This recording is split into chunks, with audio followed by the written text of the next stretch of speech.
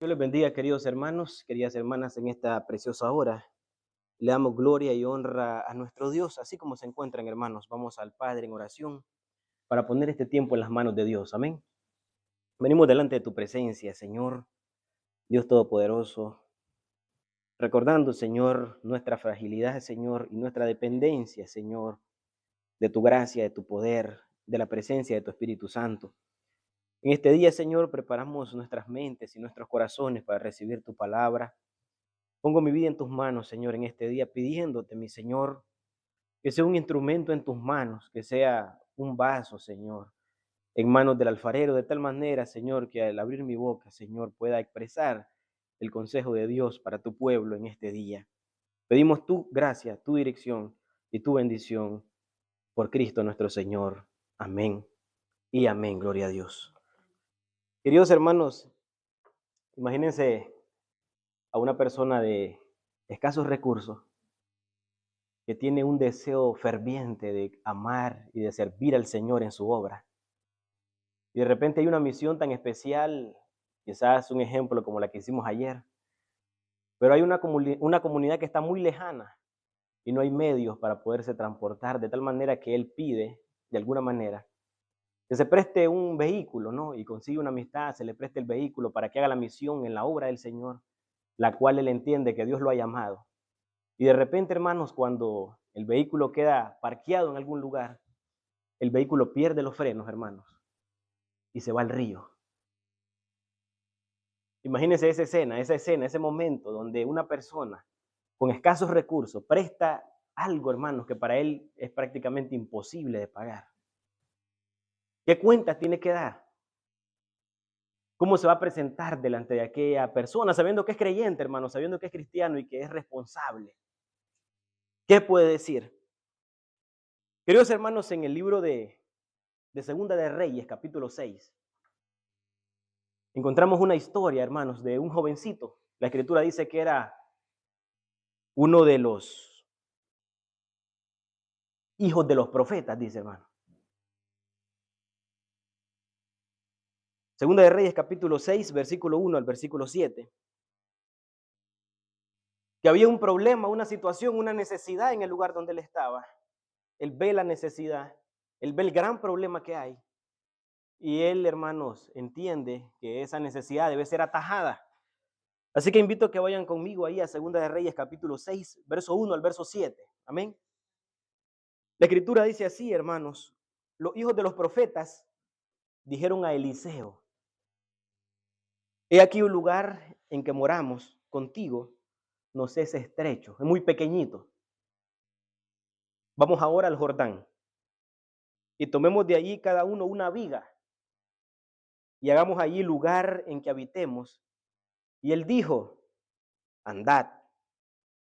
Y le dijo uno: te rogamos que vengas con tus siervos. Y él le respondió: yo iré. Se fue pues con ellos, y cuando llegaron al Jordán, cortaron la madera. Y aconteció que mientras uno derribaba un árbol, se le cayó el hacha en el agua. Y gritó diciendo: ay, Señor mío, era prestada. El varón de Dios preguntó: ¿dónde cayó? Y él le mostró el lugar. Entonces cortó él un palo y lo echó ahí e hizo flotar el hierro. Y dijo: tómalo. Y él extendió la mano y lo tomó. Amén. En el libro de los Reyes, hermanos, encontramos grandes personajes de Dios, grandes profetas de Dios. Encontramos a uno llamado Elías, ¿se acuerdan? Y encontramos a uno llamado Eliseo, que fue su sucesor. Y en ese libro de Segunda de Reyes, hermanos, encontramos por lo menos 3 milagros que se atribuyen al ministerio de Eliseo. ¿Se acuerdan ustedes de aquella olla envenenada? ¿Se acuerdan? Aquella olla que se le pusieron hierbas amargas y cuando ellos la comieran dijeron: Señor mío, hay muerte en la olla. ¿Se acuerdan ustedes? Él les dijo qué tenían que hacer y no pasó a más. El veneno no afectó a los hijos de los profetas. También se comenta, hermanos, sobre aquel acontecimiento entre Eliseo y aquella viuda que tenía gran necesidad, ¿se acuerdan ustedes? De tal manera que el aceite nunca se acabó, ¿sí? De el sustento que necesitaba aquella mujer. Y el tercero, hermanos, es este acontecimiento que para muchos escépticos, hermanos, esta es una historia que no tiene ningún sentido. ¿Cómo es posible? Nosotros sabemos que Dios fue quien ha creado las leyes de la naturaleza y entre ellas está la ley de gravedad que dice que todo aquello, ¿verdad?, que es pesado debe de ser llevado hacia el centro de la tierra. No importa en el lugar de la bolita del mundo en que estemos, todo va a ser llevado hacia el centro de la tierra por la gravedad. Una de las cosas, hermanos, que quiero mencionar es que el mandamiento del Señor dice en Éxodo capítulo 20, del 3 en adelante, no tendrás dioses ajenos delante de mí, al Señor tu Dios adorarás y a Él solo servirás. ¿Se acuerdan ustedes, hermanos? Éxodo capítulo 20. Resulta que cuando nosotros vemos la historia del Antiguo Testamento, siempre estamos viendo a un pueblo, hermanos, que es rebelde a la voz de Dios y ellos están continuamente, hermanos, yendo a ofrecer sacrificios a los ídolos paganos, a Baal, a Acera, a Astarot, diferentes ídolos de las naciones paganas, hermanos.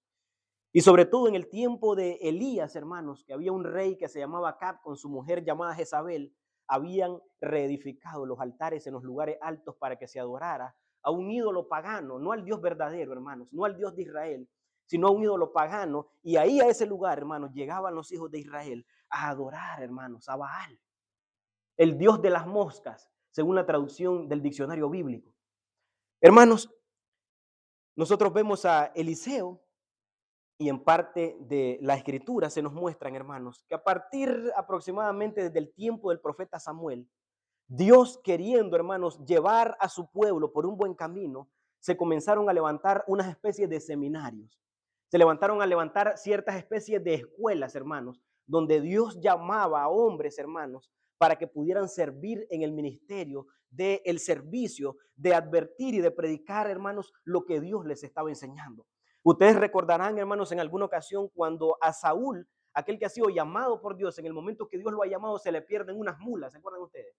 Que dice la palabra del Señor que vino el Espíritu del Señor sobre él y comenzó a profetizar juntamente con quién, con los hijos de los profetas, dice, hermano. Así que aparentemente desde el tiempo del profeta Samuel ya habían ciertas especies de escuelas, hermano, donde se enseñaba y se estudiaban las escrituras. No vaya a creer usted que las escuelas de los profetas son como las escuelas de los profetas de ahora, hermanos.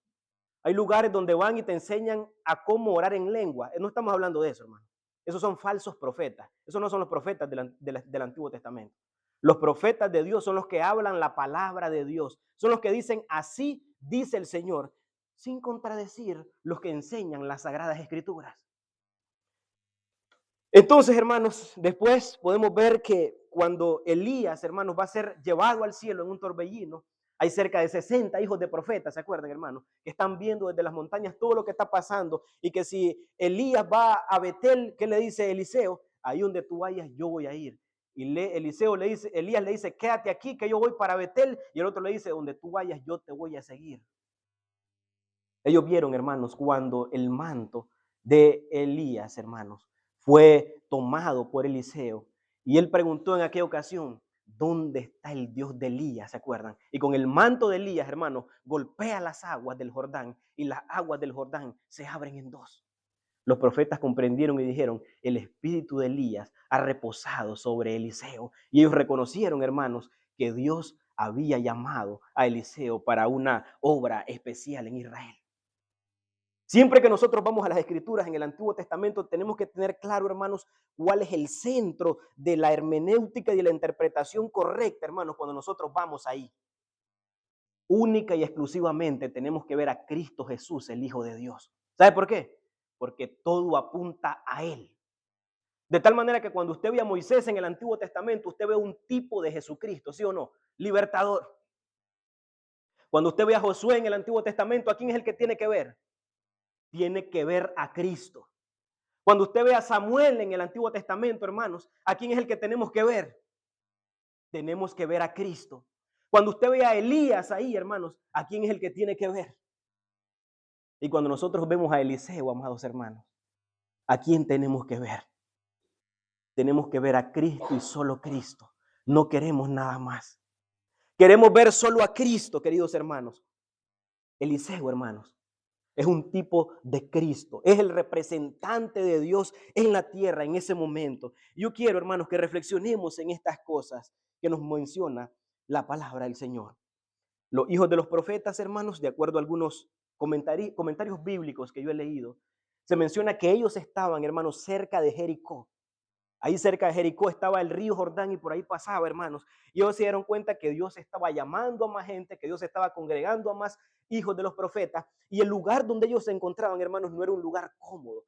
Sí, era un lugar incómodo porque era muy pequeño para la cantidad de hombres de Dios que estaban ahí en ese lugar. Y uno de ellos ve la necesidad, hermanos, y le dice así: vamos ahora al Jordán. Tomemos cada uno de nosotros una viga y hagamos ahí un lugar para que habitemos. ¿Y sabe qué le dijo él, hermanos? Andad. ¿No le hace pensar algo muy interesante eso? ¿Cuántos de nosotros tenemos planes en nuestra vida? ¿Cuántos de nosotros tenemos proyectos para nuestro futuro, en nuestra vida, en nuestra familia? Los sueños, los anhelos. Dice la palabra del Señor: deleítate a sí mismo en el Señor. ¿Y qué dice? Y Él concederá las peticiones de tu corazón, dice. Pero la pregunta es la siguiente: ¿cuántos de nosotros tenemos buenas intenciones, incluso en la obra de Dios, como lo hacían estos hombres, pero no agarró cada quien por su camino y decir: no le vamos a decir al Señor lo que nosotros queremos hacer? Vamos a ir, vamos a hacer esto, vamos a hacer lo otro, sin tomar en consideración lo que Dios quiere que nosotros hagamos. Esto nos cuenta, hermanos, esto no es cuestión de buenas intenciones, esto no es cuestión de buenas intenciones, es cuestión de hacer la voluntad de Dios, de meter a Dios en nuestros asuntos y decirle al Señor: Señor, ¿es tu voluntad que nosotros hagamos esto? Señor, ¿es tu voluntad que nosotros hagamos lo otro? Y que sea Dios por su palabra y por medio de su Espíritu Santo, hablando a nuestros corazones, a nuestra conciencia, a nuestra mente, diciéndonos: vamos, esa es la voluntad de Dios. Entonces Él le dijo: vayamos al Jordán. Tomemos cada uno de nosotros una viga y hagamos un lugar donde habitemos. Y Él les dijo, versículo 2, andad. Pero vino uno, hermanos, oiga, vino uno y le dijo en el versículo 3, te rogamos que vengas con tus siervos, le dice. Es precioso, hermanos. Qué precioso, porque ahí lo que Él está invitando, hermano, es que la presencia del Señor vaya con ellos a esa misión que van a realizar. Todos nosotros tenemos buenas intenciones en la obra de Dios, hermano. Queremos predicar el evangelio a muchas personas. Queremos que la obra del Señor crezca en este lugar, entendiendo, hermanos, que nuestro enfoque es única y exclusivamente predicar la sana doctrina. Que nuestro enfoque es predicar y enseñar lo que dice la palabra del Señor, sin quitarle, sin ponerle, sin especular y sin espiritualizar lo que dice la palabra del Señor. Te rogamos que vengas con tus siervos. ¿Y qué le dijo el Señor, hermanos? ¿Qué le dijo el profeta? Yo iré, le dijo. Versículo 4.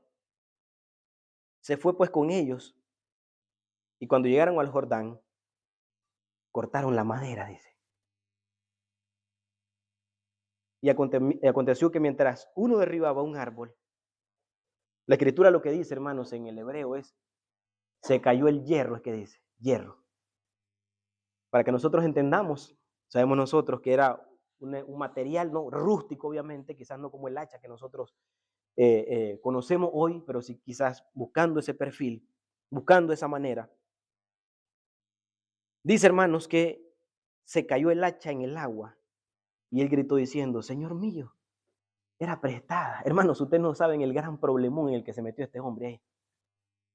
Hermanos, el metal, en este tiempo, los únicos productores del metal eran los filisteos. En el tiempo del profeta Samuel, hermanos, cuando él estaba pequeño, se acuerda que había una gran guerra entre los filisteos y entre los israelitas. Llegó un momento, hermanos, de que la desobediencia del pueblo israelí era tan grande que los israelitas no tenían ni una piedra de esmeril para poder afilar sus herramientas. Ni siquiera para sembrar. ¿Y sabe qué es lo que tenían que hacer, hermanos? Dios los había avergonzado tanto a causa de la desobediencia, que ellos tenían que ir a donde sus enemigos, a donde los filisteos, y llevar sus espadas, y llevar sus asadones, y llevar sus hachas, y llevar su hoz y todo lo que ocupaban, hermanos, tanto para la guerra, pues obviamente como eran agricultores, esas mismas herramientas de la agricultura es las que ocupaban para la guerra. Iban y le pagaban para que ellos pudieran afilar las herramientas que tenían. Así que este material, hermanos, no era común. Una persona de bajos recursos, ni siquiera una persona de mediano recurso, hermanos, en la sociedad de Israel, tenía la posibilidad de poder conseguir un metal como este. Aquí nosotros vemos el carácter de un hombre de Dios. Se siente preocupado porque sabe que él es responsable, quiere servir a su Señor y ha perdido algo que es muy valioso. No sabe cómo hacer. Él pega un grito de desesperación y le dice: Señor mío, le dice al profeta, era prestada. Quizás para nosotros esto sea insignificante. Yo estoy seguro que para muchos de nosotros allá en el rincón de nuestra casa hay muchos fierros arroz por ahí tirados que ni mente le ponemos. A veces ni nos acordamos de las cosas que tenemos por ahí guardadas. De repente andamos buscando una cosa y aparece algo, ni me acordaba esto que estaba aquí, esto me puede servir para esto, para lo otro. De tantas cosas que tenemos. Y nosotros podemos decir, pero un hacha, pues ¿quién se preocupa por la cabeza de un hacha? Ahí en el Hondipo están, ahí nomás aquí en la Harbor, ¿cómo se llama, hermano Benjamín? Aquí, en la Harbor Freight, aquí nomás están baratas. Más baratas que en Lowe's y más baratas que allá en Hondipo. Son muy accesibles, hermano. Sí, menos de $12 capaz y la encontramos por ahí. Con todo y el cabo, hermano, que amortigua el golpe de la mano. Pero para este hombre, hermano, era una situación muy difícil. ¿Sabe qué es lo que pasa, hermano? Que nosotros comenzamos a valorar las cosas, hermanos, hasta que están en nuestras manos, hasta que somos nosotros los que estamos bajo esa responsabilidad, aquella responsabilidad que Dios nos ha dado, hermanos. El hacha es una herramienta para trabajar. Y Dios nos ha dado muchas herramientas a nosotros para trabajar en su obra, ¿sí o no? Él estaba trabajando para la obra de Dios, él no andaba de vago, hermano. Él estaba trabajando con los profetas para la obra de Dios y de repente el hacha se le zafó. Y era algo que, hermanos, hasta nosotros sabemos, si nosotros vemos que alguien está, como decimos en nuestro pueblo, rajando leña, ¿qué es lo que hacemos nosotros? Nos apartamos. ¿Por qué? Porque si no se le zafa de las manos, se le puede zafar la cabeza de esa hacha, ¿sí o no? Y desde el Antiguo Testamento, hermanos, vaya conmigo al libro de Deuteronomio, capítulo 19. Desde el Antiguo Testamento ya se preveía, hermanos, esta situación.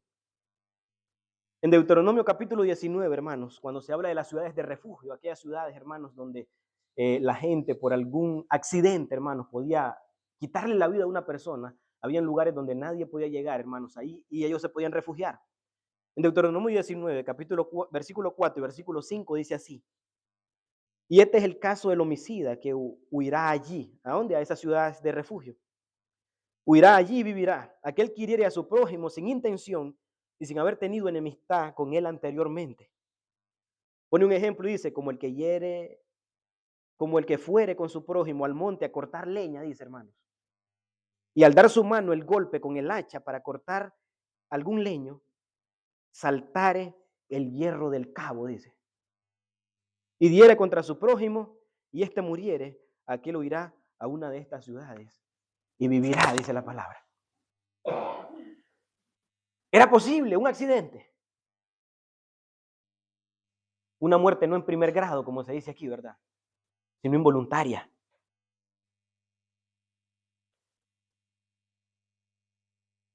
Queridos hermanos, ahí en ese capítulo 6 de Segunda de Reyes, vemos que el varón de Dios, en el versículo 6, le pregunta, ¿dónde cayó? Yo quiero detenerme ahí, hermanos, y hacer una reflexión pastoral y personal para cada uno de nosotros.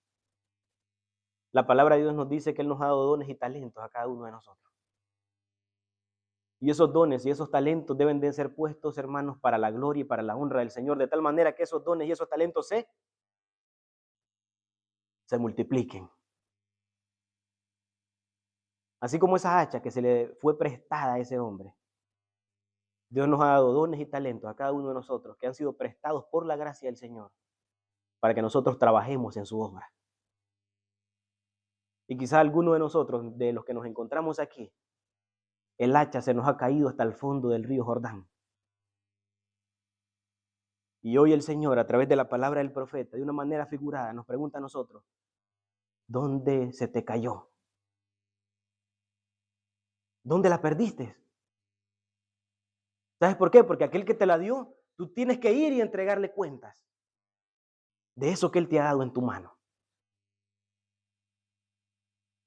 Y al que le vamos a dar cuenta de lo que Él nos ha puesto en nuestras manos, hermanos, es el juez justo y verdadero. Es el juez santo, hermanos. Y es un Dios amoroso. Él le mostró el lugar donde se cayó, dice la palabra.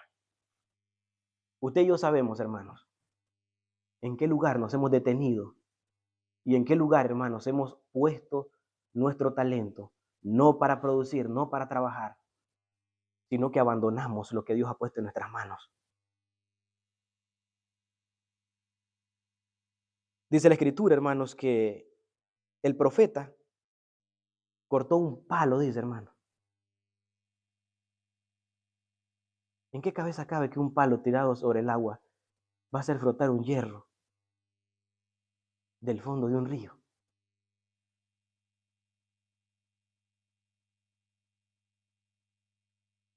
Esto fue única y exclusivamente, queridos hermanos, la obra de la gracia de Dios. O como diría Cristo el Señor en el Evangelio, lo que es imposible para los hombres, para Dios es posible. Porque no hay nada imposible para Dios. Y yo le creo a esta palabra, amados hermanos. Algunos se burlan de nosotros, hermanos, porque nosotros creemos, como dice la palabra, que un gran pez se tragó a un hombre llamado Jonás. Hermanos, si a mí la Biblia me dijera que fue Jonás el que se comió al pez, yo también le creo. ¿Sabe por qué? Porque la palabra no fue traída por voluntad de los hombres, fue inspirada por el Espíritu Santo de Dios. De tal manera que los autores de esta escritura no fueron hombres comunes, hermanos. El autor primario es Dios, quien sopló sobre ellos con su Espíritu Santo para que ellos, en el contexto y con los problemas y con las dificultades que tenían, pudieran escribir el texto sagrado que nosotros tenemos para que nosotros conozcamos cuál es la voluntad de Dios para con nosotros en Cristo Jesús. Entonces él cortó el palo, hermanos, y lo echó ahí e hizo flotar el hierro, dice, hermanos. ¿Y qué le dijo? Tómalo. Esa misma escritura, esa misma palabra, hermanos, es la que Dios te está diciendo a ti en esta tarde y la que Dios me está diciendo a mí en esta hora.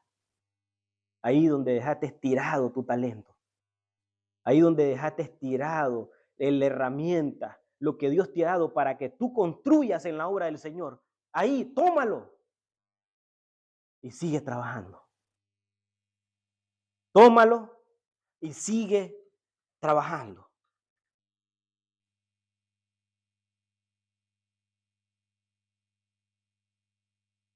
Porque este muchacho, hermanos, o este hombre, este hijo de los profetas, no le dijo a otro de sus compañeros que le ayudara.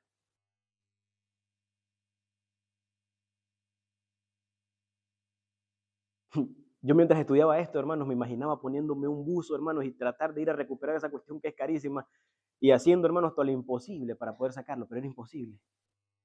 Era muy difícil. Pero él fue, hermanos, a buscar la ayuda correcta. Él fue al varón de Dios, él fue al profeta del Señor. Sabemos que es Cristo, hermanos, representado a través de Eliseo, hermanos.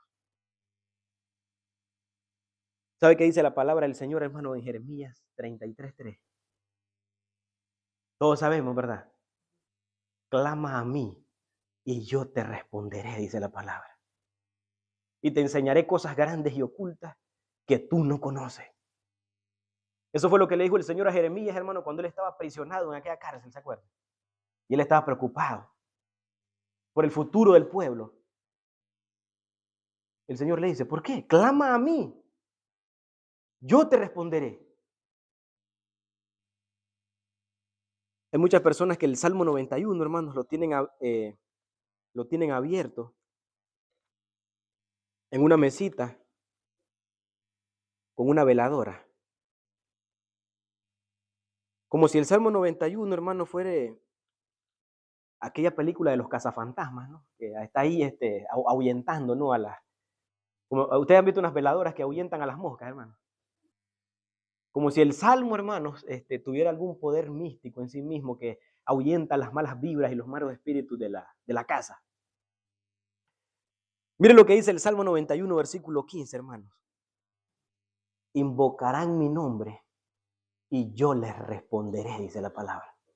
Amén. Invocarán mi nombre y yo les responderé. Con él estaré yo en la angustia, dice, hermanos. Lo libraré y le glorificaré. Lo saciaré de larga vida y le mostraré mi salvación.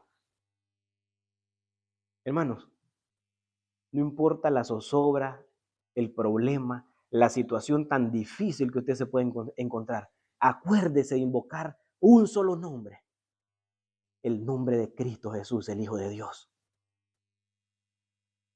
Solamente invocando su nombre, amados hermanos, es que nosotros podemos ser librados de todo. ¿Amén o no amén? Solamente invocando su nombre, hermanos. Quiero que vaya conmigo a 2 de Timoteo, capítulo 1, versículo 2, hermanos. 2 de Timoteo, capítulo 12.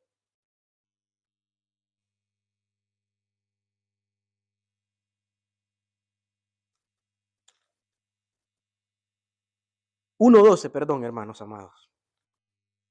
2 de Timoteo 1:12. Dice así. 2 de Timoteo 1:12. Por lo cual asimismo padezco esto, dice el apóstol Pablo. Pero no me avergüenzo.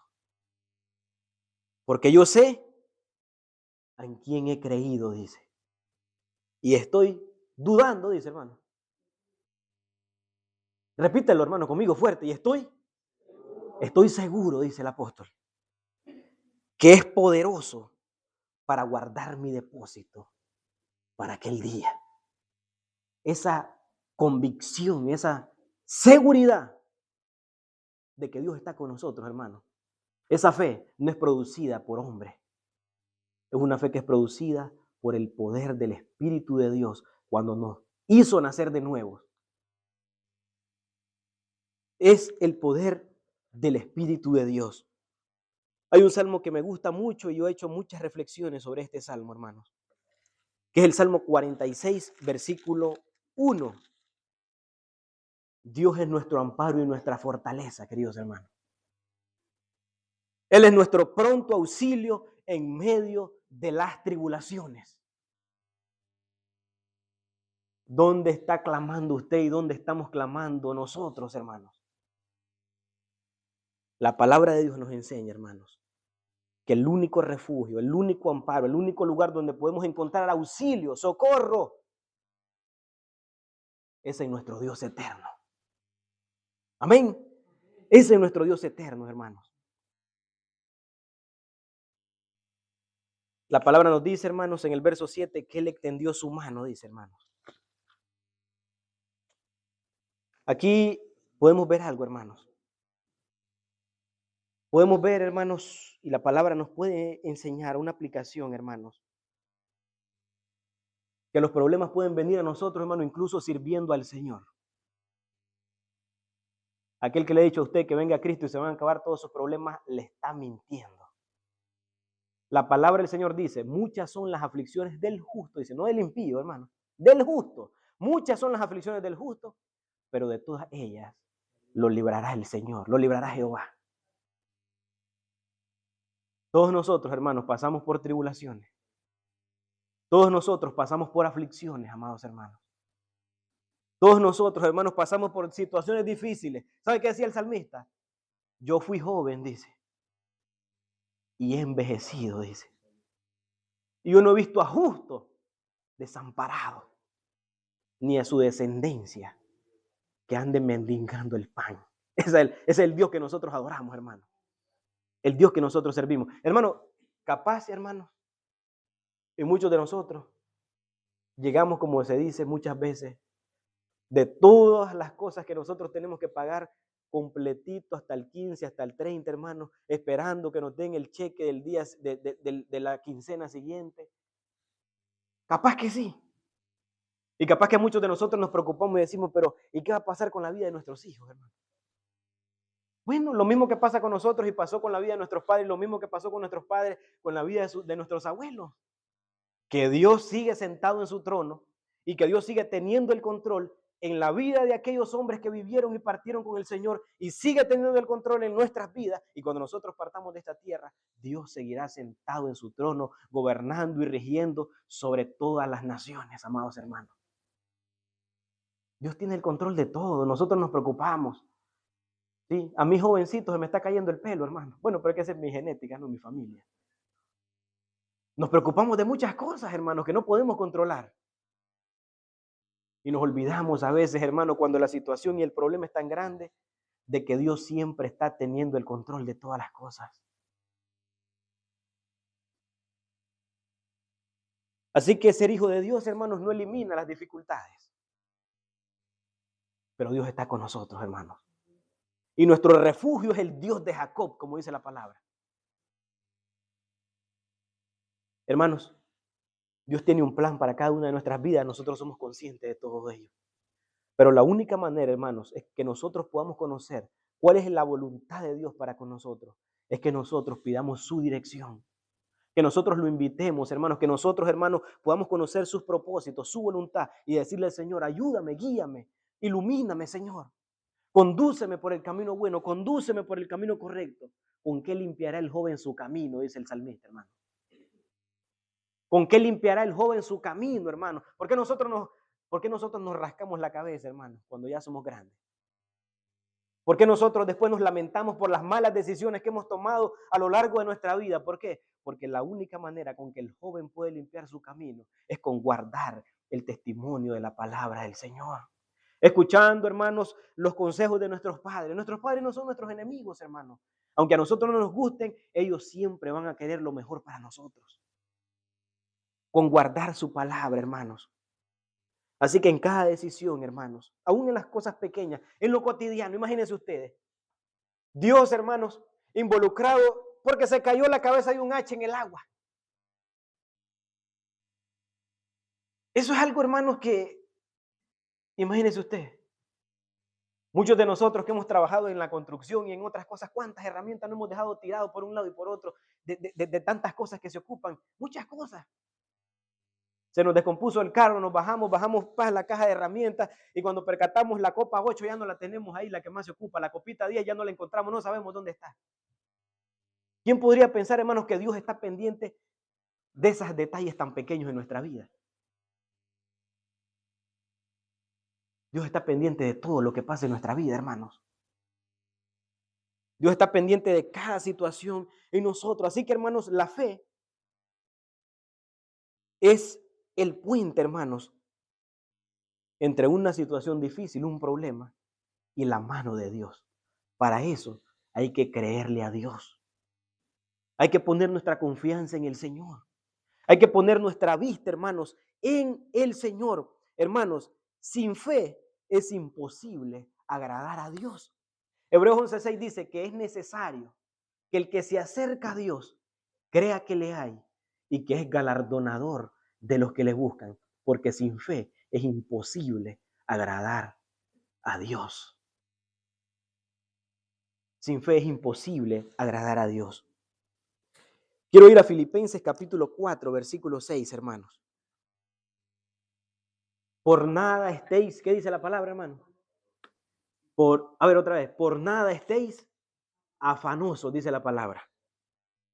Si no sean conocidas vuestras peticiones delante de Dios, en toda oración y ruego, con acción de gracias.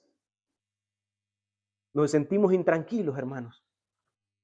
Sentimos que estamos perdiendo el sueño en las noches. Sentimos que estamos preocupados muchas veces y no sabemos por qué estamos preocupados. ¿Qué nos dice la palabra? Por nada estéis afanosos, dice. Y si nosotros depositamos nuestras ansiedades, traemos nuestras peticiones delante del trono del Señor en toda oración y ruego con acción de gracia, ¿cuál es la respuesta? Dice el apóstol. Y la paz de Dios, que sobrepasa todo entendimiento, guardará vuestros corazones y vuestros pensamientos en Cristo Jesús. Hermanos, pongamos nuestra mirada en Cristo. Hay muchos problemas a nuestro alrededor y nosotros no podemos resolverlos. Hay muchas situaciones difíciles, hermanos, que son tan grandes que nosotros no podemos cargar con ellas. No carguemos con eso. Vayamos al Señor en oración y pidamos al Señor que su paz reine en nuestras mentes y en nuestros corazones. ¿Se imagina usted, hermanos, a Dios, el Creador, como nos enseñaban los niños, el Dios de la creación, creando montañas, creando los ríos, creando rocas gigantes, hermanos, que Él no pueda levantar? Ustedes se imaginan a Dios creando una piedra, una peña tan gigante que Él no la pueda levantar, hermanos. Nuestro Dios es todopoderoso, hermanos. Y esta pequeña porción de las Escrituras, hermanos, nos recuerda, hermanos, que para el hombre natural los milagros son imposibles. Pero la palabra de Dios nos enseña, hermanos, por lo menos en Mateo 19:26, que todo es posible para la gloria de Dios. Todo es posible para Dios. Así que, hermanos, yo quiero concluir, hermanos, recordando que el problema más grande del ser humano, hermanos, no es un hacha perdida. El problema más grande, hermanos, es que un alma esté separada de Dios por el pecado. Es el problema más grande que hay. Estar en enemistad con nuestro Dios. Vivir a nuestro gusto, a nuestro antojo, sin tener en consideración la voluntad de Dios. Hermanos, pero si nuestro Dios poderoso hizo flotar un hacha sobre el agua. Oiga, hermanos, si nuestro Dios hizo flotar un hacha sobre la cabeza de Dios, un metal sobre el agua, hermanos, ¿acaso Dios no puede hacer algo mayor sobre nosotros, hermanos?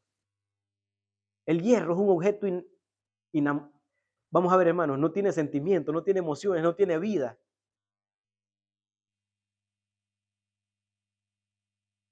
¿Cuánto más nosotros, hermanos, valemos más que incluso los pajaritos que están por ahí, que nosotros nos gozamos cuando cantan, cuando lo vemos volar de diferentes colores? Nos gozamos, hermanos, en este tiempo, como las rosas y las flores se ponen tan bonitas, hermanos. Nosotros valemos más que ella, dice la palabra del Señor. Usted y yo valemos, hermanos, delante del Señor más. ¿Y sabe por qué? Porque por su gracia eterna, usted y yo somos escogidos de Dios. Y quizás lo menosprecien en su casa, y quizás lo menosprecien en su trabajo, y quizás lo menosprecien en la sociedad en la que nosotros vivimos, por ser latino, por no conocer muy bien el idioma. Pero delante de los ojos de Dios, hermanos, somos sus hijos. Y nosotros, queridos hermanos, tampoco debemos enorgullecernos de eso, porque eso que hemos recibido ha sido un regalo de Dios sin que nosotros lo merezcamos. Así que aquí podemos ver, hermanos, que Dios hizo un milagro mayor, algo mayor, hermanos. Él envió a su Hijo Cristo Jesús a morir en la cruz para salvarnos. Lo que para nosotros es imposible, para Dios es posible, hermanos. Y Cristo, hermanos, no vino a hacer lo que hizo la sombra de aquel profeta del Señor en el Antiguo Testamento. Él no vino a hacer flotar las hachas, hermanos, como lo hizo Eliseo allá en el Jordán. Él vino, hermanos, a levantarnos de donde estábamos hundidos en el pecado. Él vino a levantarnos y a darnos vida donde estábamos sepultados en muerte espiritual, hermanos amados. Él vino a levantarnos de ahí y a llevarnos, hermanos, a una vida restaurada, hermanos. Él no vino a recuperar objetos.